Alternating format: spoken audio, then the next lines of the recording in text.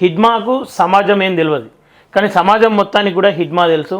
ఈ మధ్య కాలంలో సోషల్ మీడియా చూసుకుంటే మొత్తం హిడ్మాకు మద్దతుగా వస్తూ ఉన్నటువంటి పోస్టులు కావచ్చు, ఆయనకు సానుభూతి పరులు వేరడం కావచ్చు, ఇవన్నీ చూస్తూ ఉంటే ప్రభుత్వం ఫెయిల్యూర్ ఎంత ఉందనుకోవచ్చు ఇక్కడ. 100% ప్రభుత్వం ఫెయిల్యూర్. అంటే హిడ్మా సమస్య, హిడ్మాని చంపే వరకు జనాలందరికీ కూడా అరే అట్లా ఆయన ఎట్లా చంపేది ఉన్నది, పట్టుకొని చంపిరు అనేది తేలిపోయింది. నిజమైన ఎన్కౌంటర్ కనుక జరిగేది ఉంటే ఇంత జనం నుంచి రియాక్షన్ కాకపో.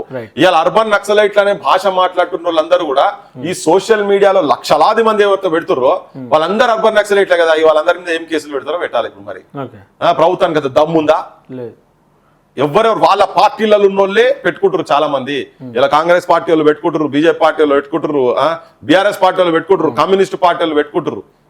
వాళ్ళు ఫార్వర్డ్ చేసిన ఒక్కసారి తీస్తే లక్షల మంది వెళ్తారు ఇట్లా బయటికి. మళ్ళీ అందరూ అర్బన్ నక్సలైట్లేనట్టనా? ఇలా ఏ మీడియా ఉన్నా పట్టుకున్నాడు కదా. మనం వాస్తవాలు మాట్లాడుతాం. ఎన్కౌంటర్, నిజమైన ఎన్కౌంటర్ కనుక జరిగేది ఉంటే ఇష్యూ ఎట్లుంటుందో తెలియదు.